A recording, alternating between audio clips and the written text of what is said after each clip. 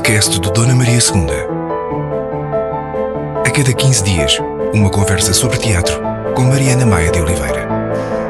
Neste episódio do Teatro, converso com alguém que não costuma habitar o palco, mas costuma tornar o palco um lugar habitável para os atores, visível e palpável para os espectadores.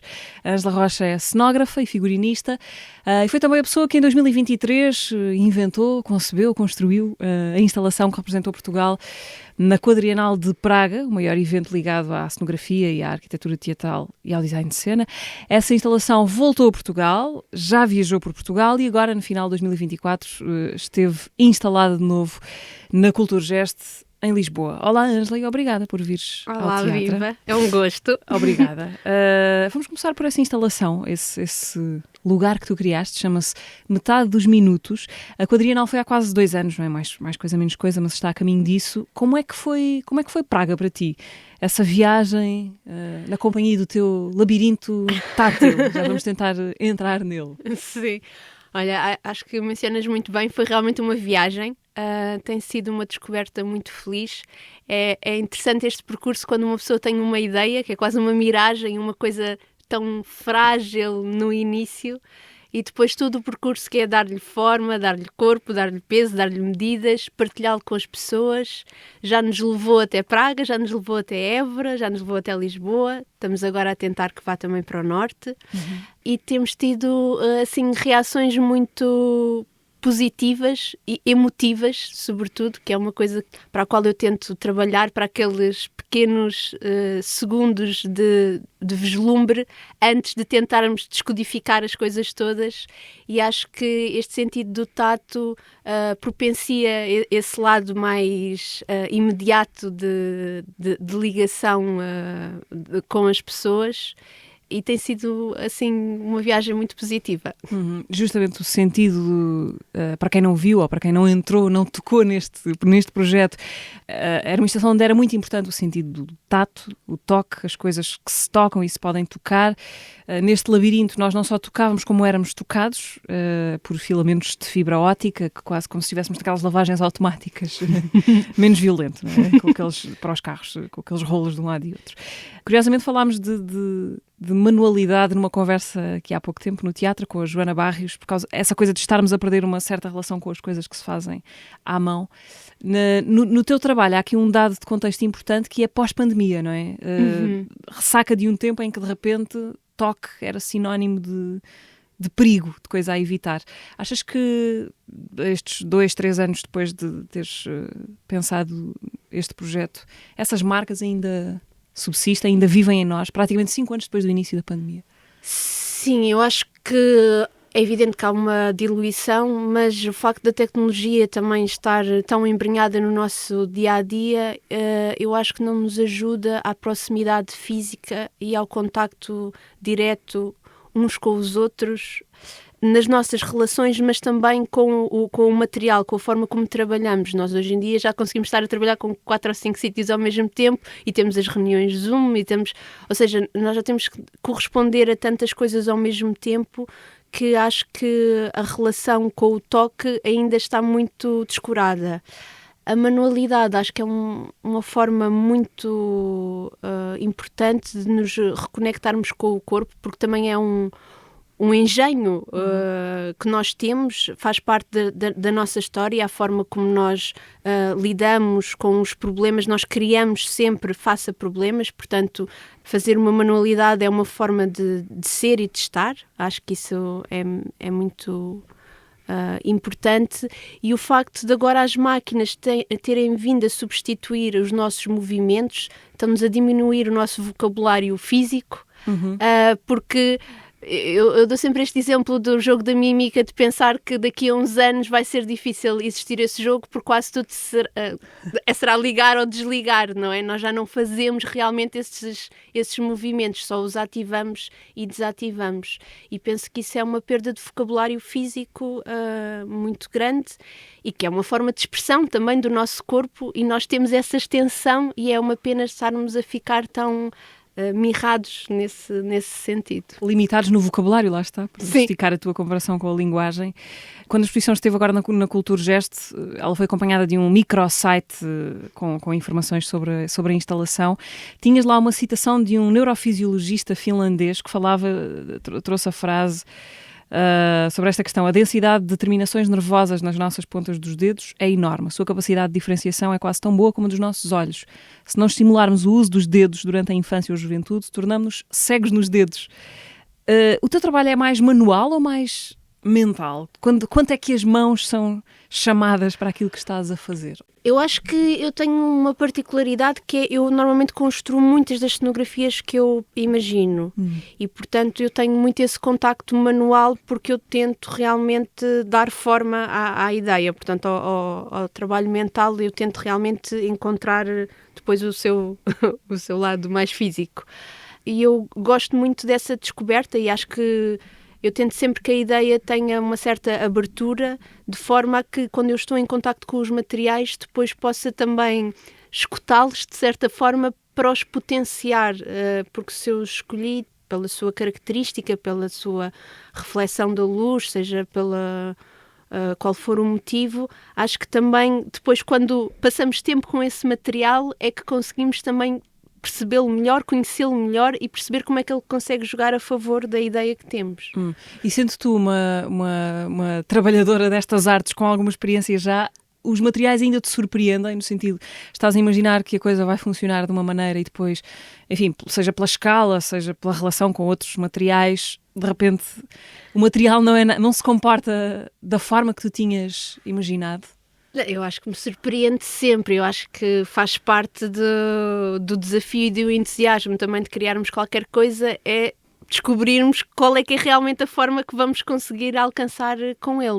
Mas sim, há tantos materiais e cada material pode ser usado de tanta forma que sinto que é sempre uma descoberta e um desafio.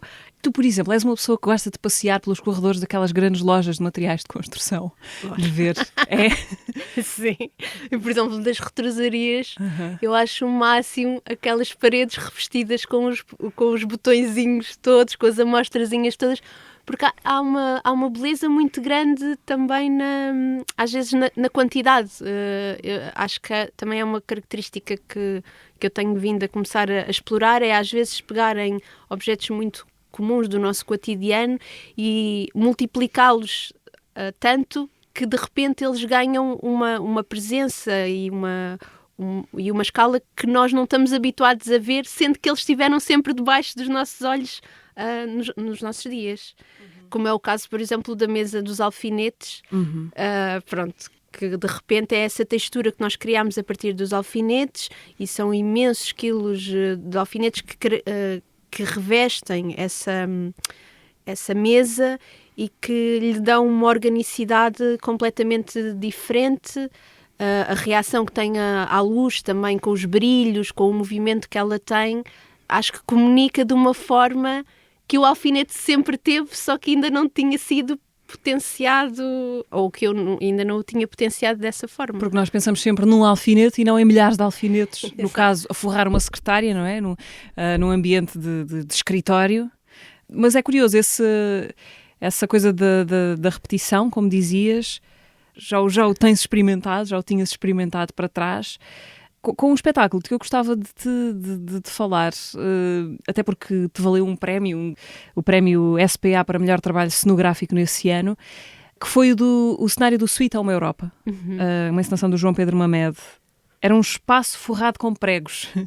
Não sei se aceitas esta descrição, mas os atores passeavam-se ali naquele revestimento que tem alguma coisa, lá está, de muito agressivo, mas também de intrigante, não é? Porque muitos pregos parecem formar uma textura menos incómoda do que só alguns pregos.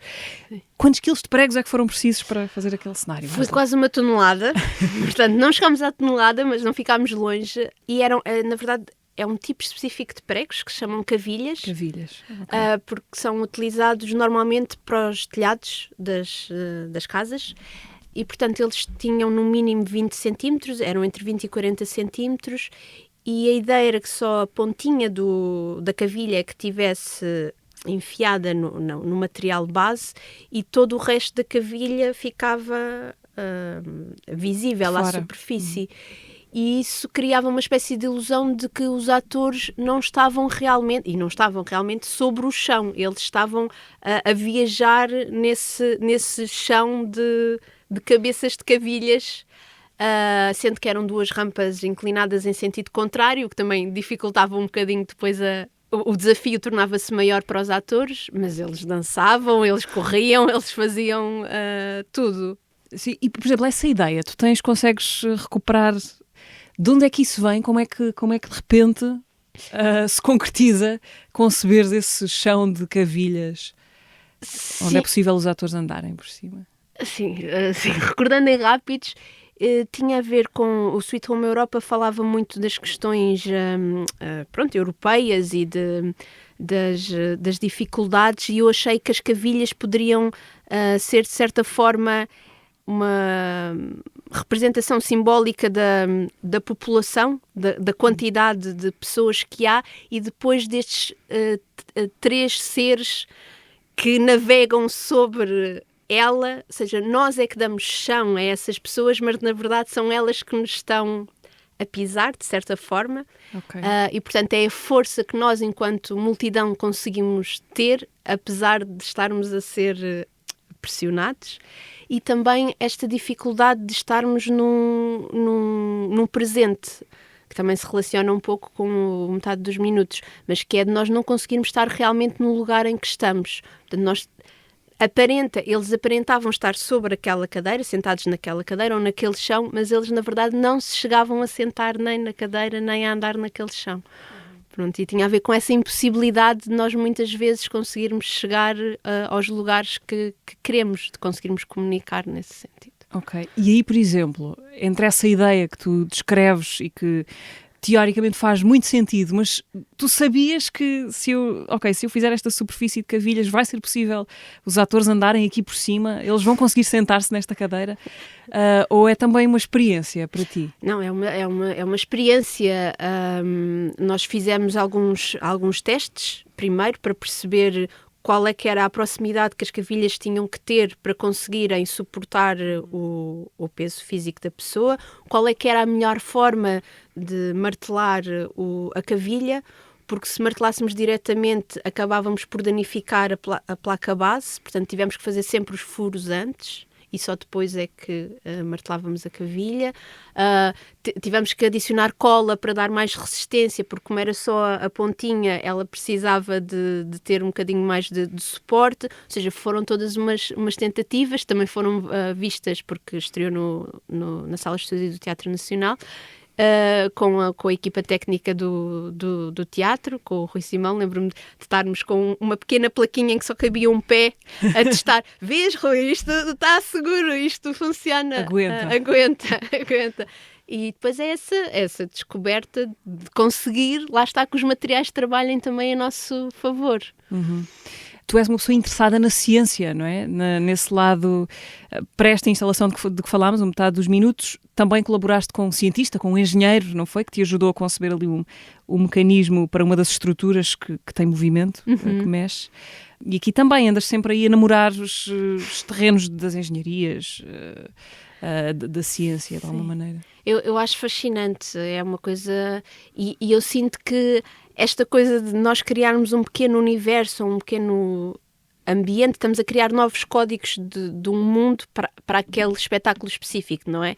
E acho que idealmente seria muito mais rico se nós conseguíssemos sempre pensar, ok, para este universo o que seria interessante era convidar também alguém de física, alguém de química, um carpinteiro, um artesão, o que fosse que ajudasse a mesclar melhor os códigos desse universo, porque nós temos um tempo também muito reduzido para o criar e nunca vamos conseguir aprofundar como outras pessoas que sempre estudaram e sempre estiveram a trabalhar nesse meio conseguem. Portanto, esta criação de pontes entre lugares diferentes para criar um lugar comum parece-me que faz muito sentido e que é, na verdade, a premissa do teatro, não é? Porque nós criamos um objeto, mas são pessoas de áreas diferentes, não é? Desde a dramaturgia, aos atores, à luz, ao som, que também contribuem para criar esse universo e que em última instância depois é testemunhado e completado ainda pelo público. Mas eu penso que a cenografia tem essa, ou poderia beneficiar muito dessa riqueza de convidar sempre alguém que completasse um sentido mais prático, ou que desse uma outra visão sobre um princípio de uma ideia que um cenógrafo teve. Costuma correr bem o teu diálogo com cientistas? Como é que funciona? Eu não tenho, ou seja, não tenho assim tanta experiência nesse sentido, porque infelizmente muitas vezes... Do que já aconteceu. Sim, mas do que já aconteceu é muito curioso, porque acho que há um momento assim meio assustador de mas vamos fazer isto com este orçamento e com... Não, mas temos que pensar criativamente, temos que tentar chegar a esse lugar, mas depois acho que a criação em si acaba por contaminar o entusiasmo das pessoas que têm também colaborado. Acho que elas também acreditam na ideia e depois quando funciona ou quando veem a reação das pessoas percebem, ok, também faz sentido utilizar assim este conhecimento que eu tenho. E acho que é uma coisa que depois as pessoas também levam na sua bagagem de uma outra forma de olharem o trabalho dela, porque todos os trabalhos podem ser utilizados de forma criativa, só que às vezes ficamos nas caixinhas, não é? E acho que isto ajuda a criar pontes e diálogos entre todos. Entre caixinhas diferentes. Ainda de volta ao cenário das Cavilhas, ninguém se magoou. Zero feridos no total. Mas isso é curioso, tu pensas muito, por exemplo, questões de segurança, não é? Porque às vezes há cenários complexos, grandes, com estruturas, sei lá, pesadas. Tens de ter isso em mente muito também quando estás a trabalhar, sei lá, gostava de ter aqui uma bola de ferro gigante pendurada, mas se calhar não é a melhor ideia. Essa é uma variável que entra muito na equação quando estás a trabalhar. Nós temos que pensar, claro, na segurança e na manutenção, não é? Porque às vezes podes ter uma ideia que funciona muito bem num espetáculo, mas depois é pensar que esse espetáculo tem que ser reproduzido muitas vezes e, portanto, como é que tu vais recriar de novo, não é? Porque pode ser a destruição de um lugar e isso acontece uma vez. Se fores fazer sempre, como é que consegues que isso aconteça? Mas eu acho que aqui há alguma dificuldade, e que aí agradeço muito a generosidade do João Pedro Mamede e dos atores, de também se arriscarem a tentar encenar ou viver um lugar assim. Porque também têm que acreditar nesse lugar e também têm que se predispor a descobri-lo. E isso implica um tempo. E muitas vezes nós não temos tempo de ensaios em que está a cenografia.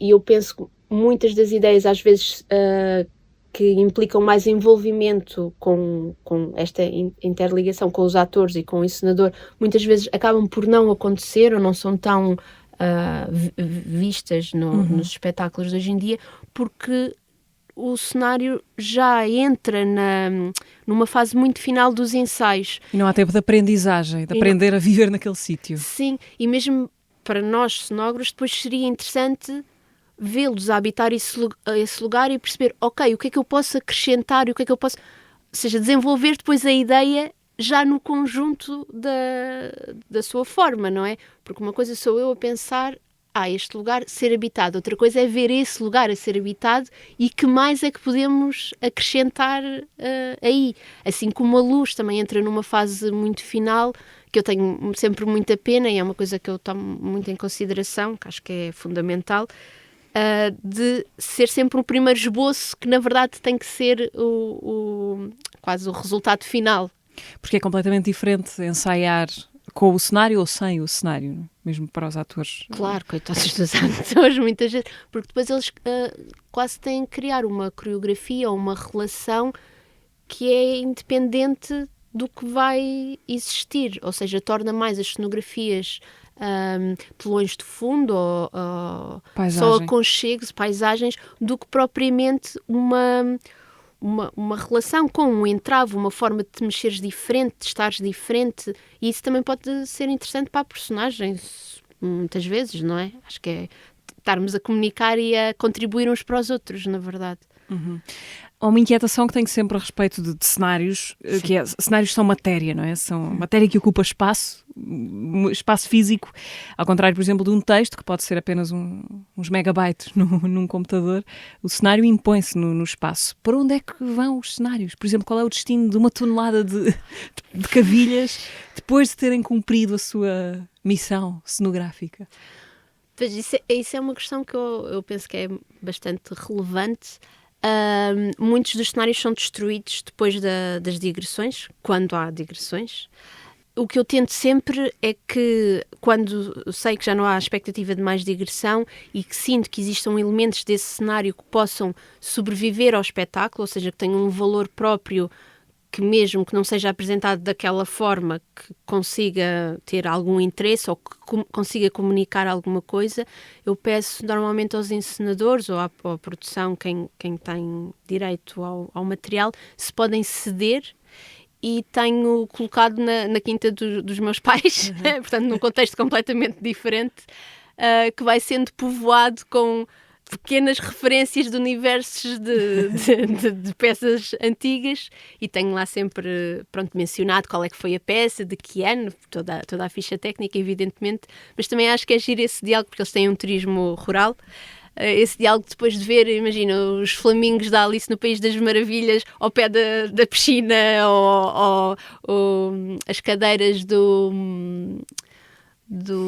Pato Selvagem que estão no jardim debaixo de uma árvore, pronto, não tem nada a ver o contexto, mas que também comunica de alguma forma, e é uma memória e é motivo de conversa, e acho que isso é uma coisa que é importante, que é, através dos objetos, nós também ser um pretexto para conseguirmos falar das coisas. Fala-me dessa espécie de arquivo pessoal, não é? Informal, que tens em casa dos teus pais. Fica onde, mais ou menos? Fica ao pé de São Pedro do Sul. São Pedro do Sul. E era a quinta dos meus avós, que agora os meus pais estão a cultivar. Uhum. E tem espaço, que é uma coisa que não é assim tão comum hoje em dia, não é? E, portanto, para mim é um privilégio muito grande poder que essas pequenas memórias, porque eu também como faço muitas dessas criações e vivo muito essas criações, também me apego muito a elas, e é bom sentir que elas possam continuar numa outra forma, mas sim. Pois, imagino que sim, toda a gente tem essa pulsão de guardar coisas, não é? Só que no teu caso essa tarefa está muito dificultada, porque são coisas grandes. São muito grandes. Voltando àquela ideia de que falavas há pouco de explorar um material até ao limite, ou de ver o que é que acontece quando o repetimos e o multiplicamos. Fizeste-o também num espetáculo com o Tiago Guedes, Os Belos Dias de Aranjuez, aí eram frascos de vidro, não é? Uhum. Muitos frascos de vidro. Sim, nos Belos Dias de Aranjuez era uma espécie de paisagem de fundo, feita de vidros, de frascos empilhados, e que continham pequenos fragmentos de árvores, e que no seu total, quem vê de frente, aquilo simula uma árvore, mas na verdade aquilo é um puzzle de pequenos troncos que no seu conjunto têm essa imagem. E tinha a ver com uma espécie de nós engarrafarmos as memórias dos verões, porque tinha a ver, com a peça. É uma conversa, essencialmente. Que é uma conversa, essencialmente. Exato. E tinha a ver com essa ideia da memória, de termos os nossos pequenos frasquinhos de memória e que no seu conjunto dão uma imagem final que não corresponde aos fragmentos. Isso é uma imagem que nós construímos a posteriori. Uhum. E como é que nós criamos esse puzzle, não é? Porque às vezes nós temos a ideia de uma memória que é assim, mas depois, a certa altura, ela já é uma construção mental nossa, e como é que no seu conjunto depois ela cria esta ideia de árvore. Isso é interessante porque implica que tu te relaciones muito profundamente com o texto, não é? Com a matéria do espetáculo.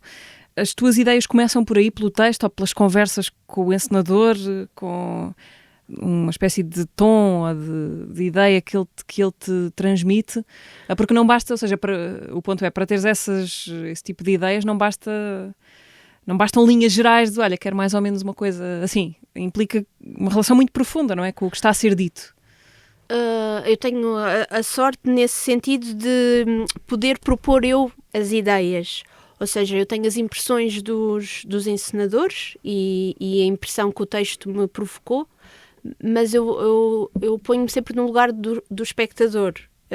Se eu ao ler este texto, o que é que ele me despoleta, o que é que eu sinto que é importante reforçar aqui, e fico com uma espécie de palavras-chave na cabeça, de conceitos que acho que são importantes, tanto do que eu vi do encenador como do que o texto me transmitiu, e a partir desses conceitos é que vou pensar de que forma é que eu consigo transmitir uma ambiência que cative o espectador a querer descobri-la, que seja incompleta, para que depois possa, através dos outros signos, seja do avanço da dramaturgia, seja ter espaço para crescer. Ter espaço para crescer, porque muitas vezes as pessoas depois veem, é o mesmo objeto, mas as pessoas vão vendo de forma diferente e vão entendendo e conhecendo essa mesma paisagem com o avançar das cenas, e isso é muito interessante, eu acho. Outro Tiago importante no teu percurso é o Tiago Rodrigues. Sim. Falamos agora de Tiago Guedes.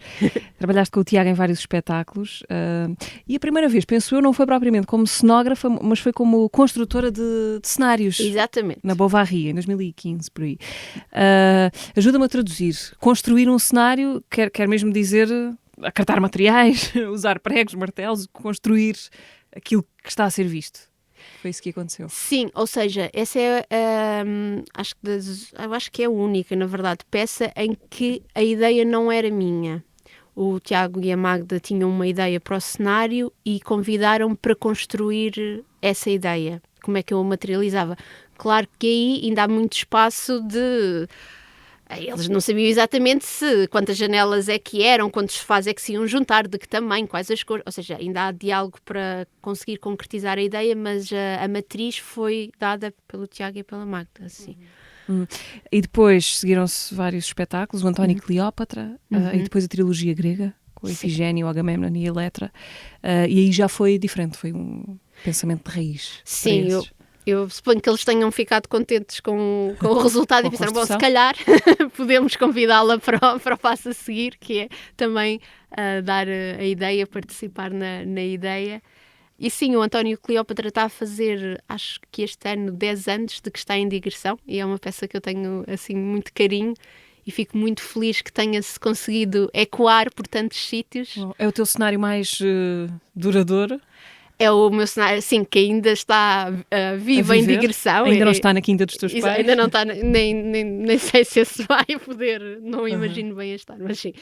A trilogia foi num momento assim também importante do Tiago, foi quando ele entrou como diretor do Teatro Nacional, e portanto foi assim o arranque da temporada do Tiago, e daí terem sido 3 espetáculos em vez de 1, não é? Ter sido assim logo uma loucura. E depois também fizemos a Bovary versão francesa, que aí a ideia já era minha, e também foi engraçado reviver isso, porque é teres o mesmo texto e o mesmo encenador e ter estado tão próximo do outro processo e seres convidada a fazer, olha, e agora o que é que farias?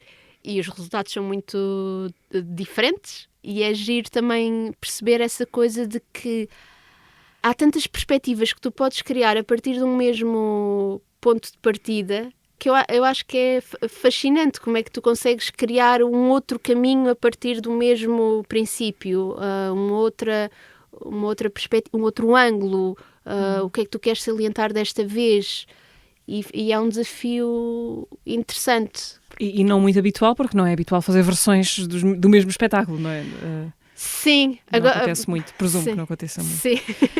Tu, quando vais ver um espetáculo no qual estás implicada, mas estás a vê-lo da plateia, ficas a ouvir o que é que as pessoas dizem no fim, porque às vezes é muito interessante ouvir essas conversas, ouvir, sei lá, comentários de final, porque estás ali, ou seja, a partir das pessoas não te reconhecerão como reconhecem os atores que acabaram de estar em cena, mas tu estás ali meio que infiltrada.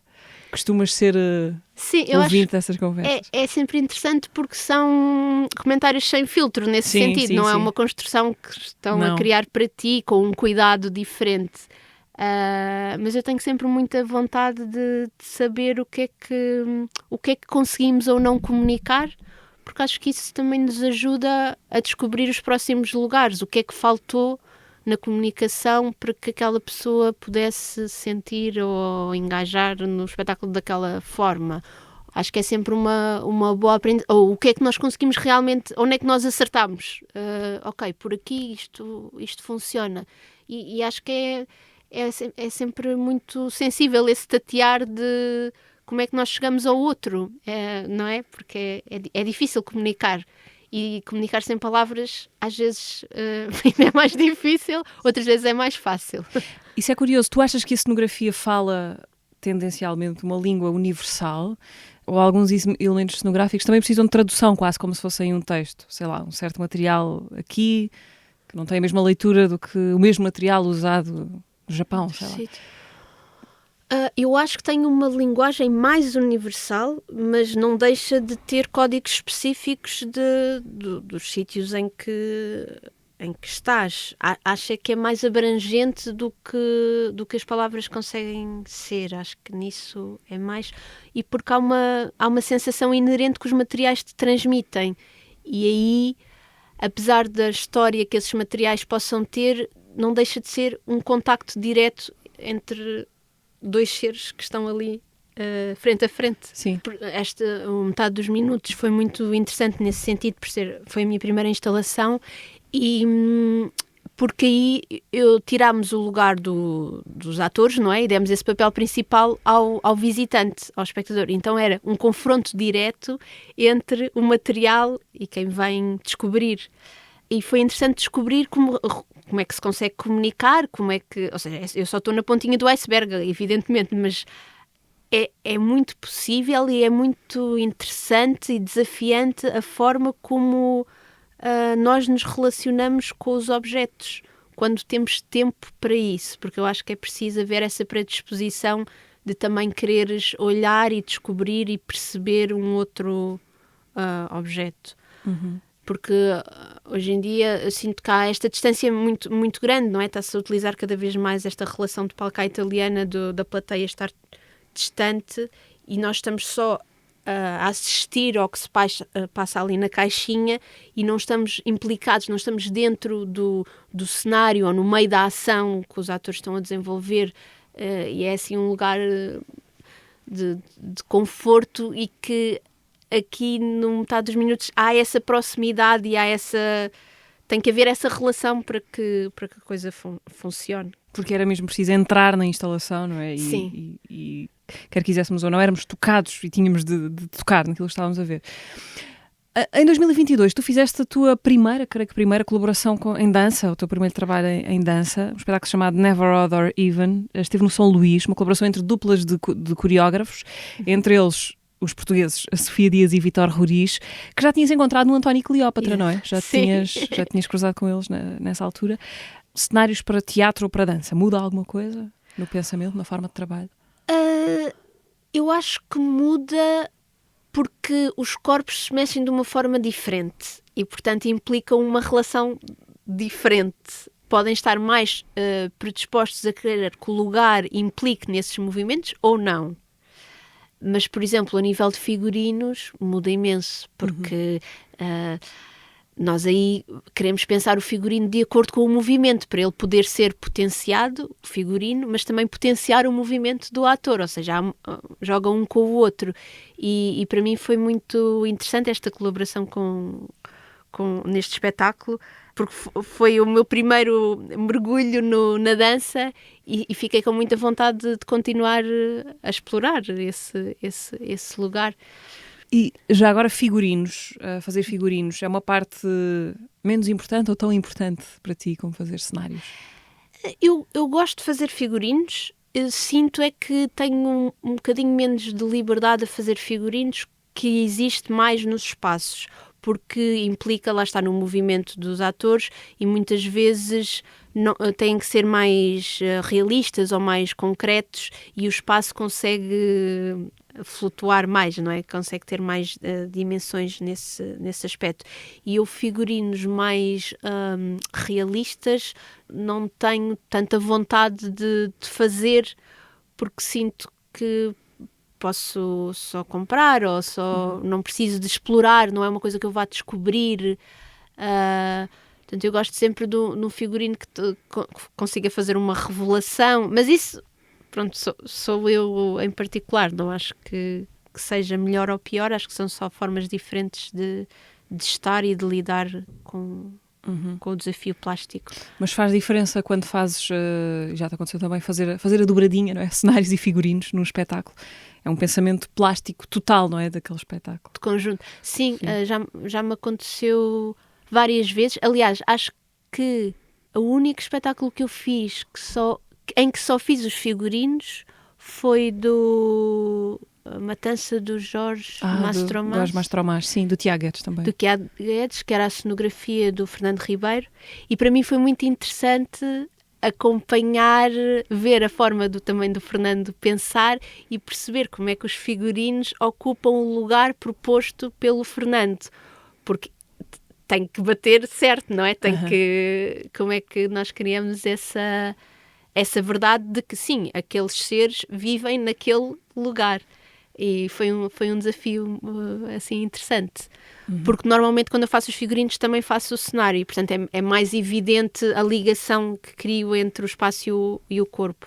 No princípio de quase tudo, Ângela, estão os Artistas Unidos. Sim. Com quem vais trabalhar. Como é que é? Pouco depois da Escola Superior de Teatro e Cinema, tu fazes o curso de Design de Cena e os Artistas Unidos começam logo aí? Eu ainda trabalhei primeiro em 2 filmes e depois é que fui assistente da cenografia de figurinos da Rita Lopes Alves, que é a cenógrafa e figurinista dos Artistas Unidos. Já agora, parênteses, ficaste com vontade de voltar ao cinema? De voltar a trabalhar em cinema?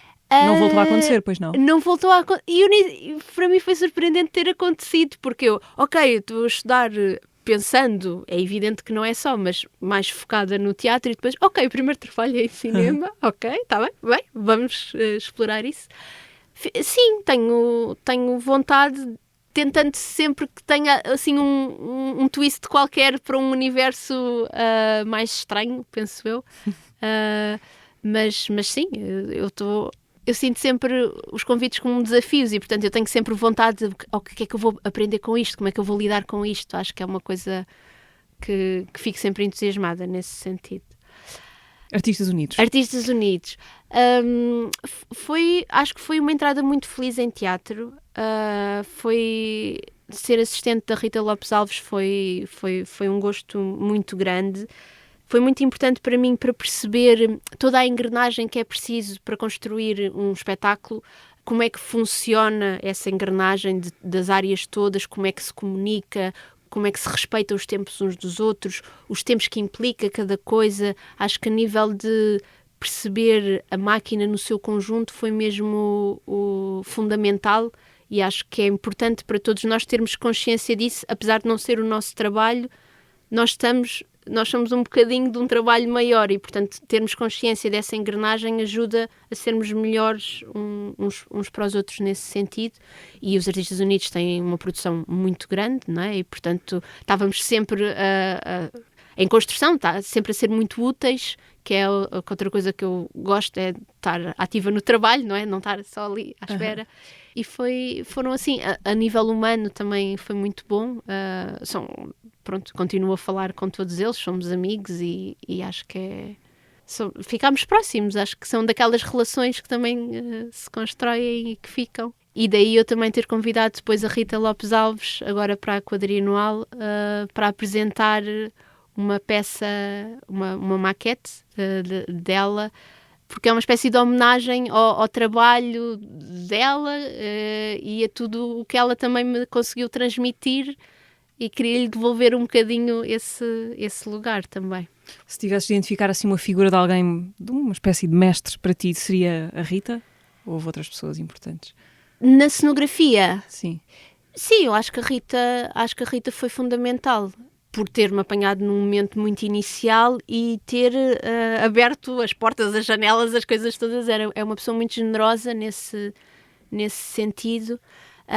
Também poderia mencionar o Fernando Moura, que foi meu professor de filosofia na António Arroio, e que eu sei que parece que não tem nada a ver, mas acho que ajudou muito a esta lógica de pensamento e de criação e de crítica e de como é que nós estamos nos lugares, e acho que foi uma pessoa muito importante no processo criativo, não tendo necessariamente a ver diretamente, claro, diretamente. Mas há professores que têm essa função, não é? Sim. Pedras super marcantes. Tu estudas na António Arroio, em Lisboa, e depois segue-se um ano de voluntariado na Áustria. Fala-me disso, é aquele período meio de indecisão, o que é que eu vou fazer a partir daqui, como é que acontece? Sim, porque pronto, eu tenho esta questão que é, eu não conseguia optar por uma coisa muito específica, e daí na António Arroio eu também fiz o geral das artes, eu não fiz nem retrosaria, não estava fixada em nada em concreto. E depois, quando foi para a universidade, eu pensei, oh meu Deus, eu agora vou ter que optar por uma coisa concreta e eu não sei, porque eu gostava de continuar ainda a ver o que é mais interessante e não fechar. E achei que o primeiro ponto que seria importante era perceber se a arte realmente consegue comunicar ou não, porque eu ainda tinha algumas dúvidas nesse sentido e não queria estar-me a dedicar a uma área que fosse só, sim, teoricamente comunica, mas na prática não sei se realmente dialoga ou não. Então foi um desafio assim interessante. Eu optei por não aprender alemão no início e tentar, eu estava num jardim de infância, portanto pessoas que também estão a aprender a palavra e portanto também têm mais abertura se calhar para receber outro género de comunicações, e eu fazia a parte mais artística de desenvolvimento de plástico, e era se eu conseguia ou não comunicar através dos exercícios que íamos fazendo. Através de tudo que não fosse linguagem. Exato. E correu muito bem. E eu pensei, então está feito. Só que, inevitavelmente, nós aprendemos a língua e até fazíamos uma coisa que era engraçado, que havia um período de tempo que eram eles os meus professores e eles é que me ensinavam certas palavras em alemão, e noutra altura era eu que dava os exercícios, os desafios mais plásticos, e era muito divertido ver que eles são professores muito mais exigentes do que eu. Eles têm uma atitude logo muito mais certeira nesse sentido. E acho que esse período da Áustria também foi muito importante, porque foi lá que eu descobri a cenografia como ideia de profissão futura. Como é que é essa descoberta? Havia a Volksopera, que eram óperas com um valor muito baixinho, portanto acessível. Ópera acessível. Que era mesmo ao lado da casa onde eu estava, e que eu comecei a ir. Eu não percebia o que é que eles cantavam, não é? Porque não era em português e não havia tradução para português. Portanto, tinha que ler um bocadinho o livreto para perceber o que é que era. Mas todo o lado plástico do espetáculo comunicava-me imenso. E eu achava incrível todas as transformações, porque eles tinham imensas transformações de cenário. E lembro-me que havia um que era a Ana Karenina, que nevava e que tinha imensas coisas. E eu pensei, ok, isto é uma área em que nós não temos que optar por nada. Nós podemos ir buscar aquilo que nos fizer sentido para aquele espetáculo em particular.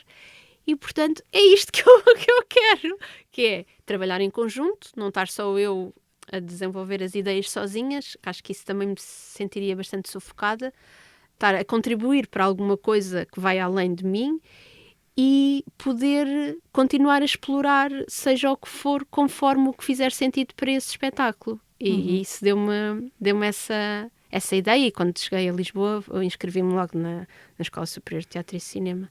Que boa iluminação, não é?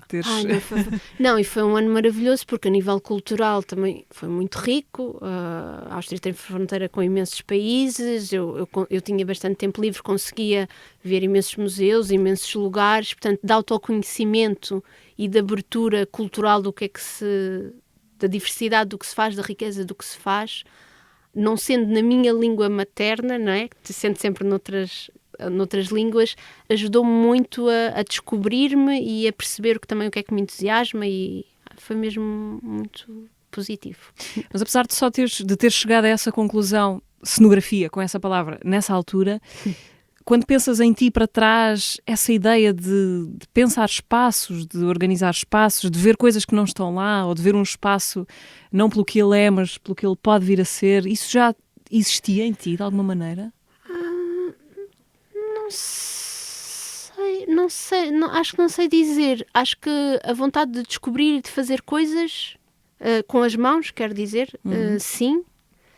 As analogias, acho que sim, de estarem bastante presentes. E aí, lá está, a filosofia ajudou muito nesse sentido. Mas de ser tão concreto como criar espaços, penso que não. Por exemplo, um cenário, antes de estar construído, ele já está construído na tua cabeça? Sim, eu acho que eu acho que a ideia da miragem que eu falei no início da conversa, acho que é mesmo uma palavra acertada para o início da ideia, porque eu recolho estas palavras-chave que acho que são importantes desenvolver e vou quase que descansar, isolo-me assim de estímulos à volta, estou de olhos fechados normalmente e há uma espécie de imagens que me vão surgindo na cabeça e é essa coisa, meia miragem que vai aparecendo e depois dizendo, ok, esta pode ser uma boa referência, quase como a nossa biblioteca interior. Tu vais pesquisando e como é que, ok, este ponto é interessante, ou se calhar este material é interessante, mas de que forma é que ele poderia ser trabalhado? E depois pensar, o material com a forma, o material com a cor, e vais fazendo esse puzzle e vai-te criando uma primeira imagem do que é que poderá vir a ser. E é com essa primeira imagem que depois vou olhar para os materiais e vou tentar fazer a maquete, perceber as escalas, as dimensões. Isso. O desenho é importante para ti? Sim, sendo que eu acho que o desenho limita-me um pouco. Ou seja, a imagem que nós temos na cabeça não é de toda a imagem que eu consigo transmitir para o papel. E daí eu ter sempre muita necessidade de fazer mesmo a maquete, porque acho que consegue traduzir melhor do que o desenho, que é mais, para mim, é mais falacioso. Sei que há pessoas que conseguem fazer coisas incríveis, mas para mim ele não me corresponde tão bem. Estamos quase a acabar, vamos rapidamente ouvir um bocadinho da conversa que tivemos aqui há 15 dias no teatro com a Sandra Faleiro. O trabalho como atriz causa muita angústia e a exposição, o estar em cima de um palco é uma coisa que eu comparo a um desporto de alta competição. Se uma pessoa está mais insegura, o que faz parte da minha natureza, torna-se sempre um exercício de grande esforço. Claro que depois há momentos e se atinge um êxtase, riste da tua tragédia e riste de ti próprio e consegues lidar com o patético às vezes das situações, não é? Em 2025 eu tenho que ganhar dinheiro. Vamos ver. Para depois conseguir fazer as minhas coisas com alguma serenidade. Eu tenho coisas para dizer, eu não quero ser invisível, não é? Quero ser audível e visível. Em relação aos clássicos, não me assustam nada, antes pelo contrário, inspiram muito e ensinam muito sobre como fazer teatro. Eu tenho sonhos recorrentes com a minha rua e com prédios e prédios abandonados e eu tomo conta dos prédios e de repente transformo os prédios em centros culturais. E era uma coisa assim meio rouca. Olha, vem da cá, Pokémon! Uma coisa deste género. Episódio anterior do teatro, assim, estão-se convidados a ouvir este e os outros, estão todos no Spotify, YouTube, SoundCloud e Apple Podcasts. Ângela, tens alguma sugestão para nos deixar? Pensaste em alguma coisa? Sim, então, gostava de vos convidar a descobrir um artista que é maravilhoso. Eu penso que não sei dizer bem o nome dele, mas vou tentar dizer o melhor que consigo, que é Juan Le Guilherme, que é um artista circense que explora até ao limite, eu diria, uma determinada característica de um material ou de uma ação. Eu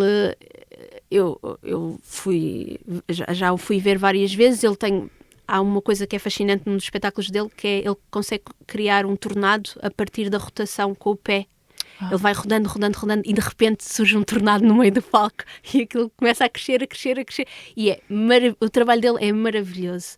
De construção de tábuas de madeira que se vão intercalando sem pregos e parafusos, fazendo uma espécie de espiral, e ele vai montando e subindo para cima dela para pôr a próxima peça num jogo de equilíbrio entre o material e o corpo, que é maravilhoso.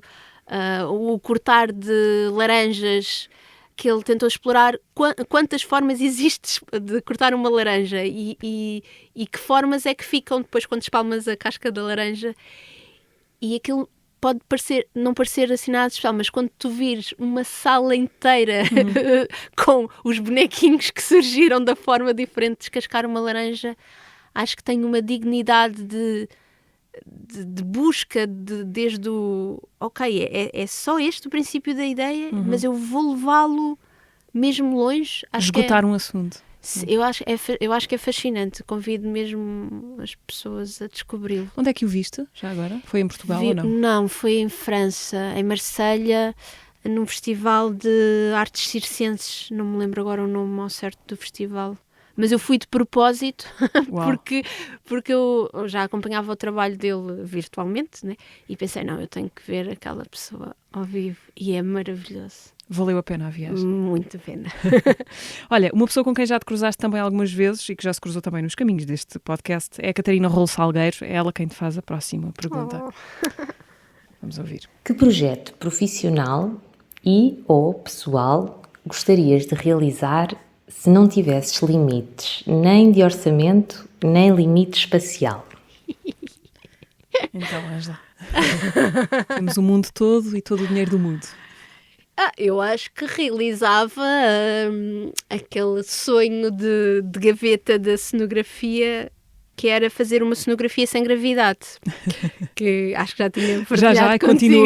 Continua. Eu gostava de confirmar se mantém-se o teu sonho da gravidade zero. Aqui seria uma colaboração com a NASA, suponho. Mas acho que seria incrível irmos para um lugar em que tanto o espectador deixa de ter peso no corpo, como a própria ação e os atores, os objetos que vão aparecendo, como é que há esta diluição do lugar. Acho que deve ser... Ou seja, eu penso, eu enquanto espectadora, eu adorava ver um espetáculo assim. Portanto, por favor, alguém faça um espetáculo assim. Acho que seria incrível a sensação e a experiência. E o processo da construção deve ser também maravilhoso, não é? Não sei bem como é que se faria, se tínhamos que estar todos com um fiozinho agarrado ou se estávamos mesmo a flutuar. Pronto, não sei. É um espetáculo de futuro, realmente. Sim, por exemplo, eu imagino que dos melhores materiais, assim, como primeira coisa a utilizar, seriam líquidos, porque os líquidos teriam um comportamento muito diferente, não era só uma flutuação, eles iam ganhando formas diferentes conforme fossem tocados ou não, se tivessem cores diferentes, depois não sei, acho que podia ser, não estou a dizer que é um escritório com cadeiras e mesas a flutuar, acho que tinha que ser assim uma coisa meia fluida. Quem é que pode encenar esse espetáculo? É uma boa pergunta. Eu diria que devia de ser alguém da dança, não? Que tem assim mais esta coisa do corpo. Agora quem? Eu acho que o que faríamos era abrir candidaturas. Okay. Open call. Open call. E percebíamos se alguém conseguia trazer uma ideia que fosse mais uma acha para a fogueira, não é? Que também nos fizesse sonhar mais um bocadinho e perceber como é que conseguíamos, mas não faço ideia. Ângela, o que é que vais estar a fazer que saibas neste ano de 2025? O que é que tens em mãos neste momento? Então, há alguns projetos que eu ainda não posso revelar porque ainda não foram anunciados, mas tenho um projeto com os processos, vou fazer uma nova instalação, que isso também é uma coisa que estou muito feliz de ter tido um convite nesse sentido, para continuar a explorar deste lado, mas que também não posso ainda dizer para onde. Ok, mas em Portugal? Em Portugal, okay. Sim. Já é um princípio. O que é que eu tenho mais? Tenho um projeto no Teatro Viriato, também, no Teatro Trindade. Mas é isso, acho que como saíram agora há pouco os resultados dos apoios, pois, e ainda estamos aqui, e há uns que ainda tenho que decidir se consigo encaixá-los ou não, e não queria estar a mencionar antes. Ângela, muito obrigada por Obrigada. teres vindo ao teatro. A Ângela Rocha foi convidada deste episódio do podcast do Teatro Nacional Dona Maria II. Nova conversa daqui a 15 dias. Até lá.